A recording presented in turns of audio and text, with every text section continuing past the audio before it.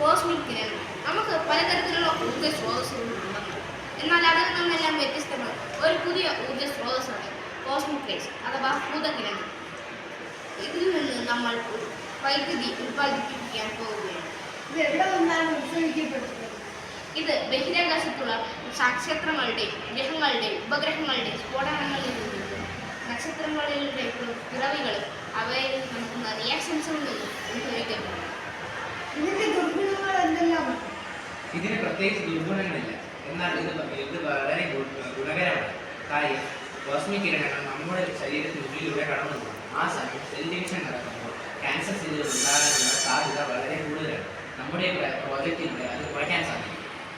അതിനെ ഒന്നിലൂടെയും തടഞ്ഞു നിർത്താൻ സാധിക്കില്ലേ? പിന്നെ എങ്ങനെയാണ് വൈദ്യുതി ഉത്പാദിക്കപ്പെടുക? നാം അതിനെ തടഞ്ഞു നിർത്തുന്നില്ല, പകരം അത് കണ്ടൻസറുകൾ ഉപയോഗിച്ച് കണ്ടൻസ് ചെയ്യുന്ന വൈദ്യുതിയാണ്.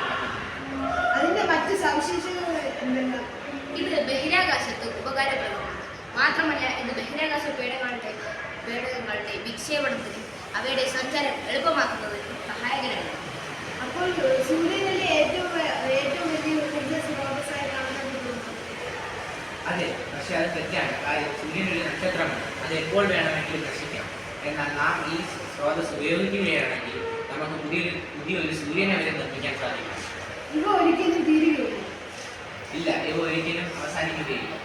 ഇത് പ്രപഞ്ചത്തിന്റെ എല്ലാ കോണുകളിലും ലഭിക്കുന്നു. ഇത് പ്രപഞ്ചത്തിന്റെ ഏത് കോണിലും ലഭിക്കുന്നു. ഇത് ഏത് കാലാവസ്ഥയിലും ലഭിക്കുന്നു. എല്ലാ കാലാവസ്ഥയിലും ഏത് രാത്രിയും ഏത് പകലും ഏത് നിമിഷവും വേണമെങ്കിലും.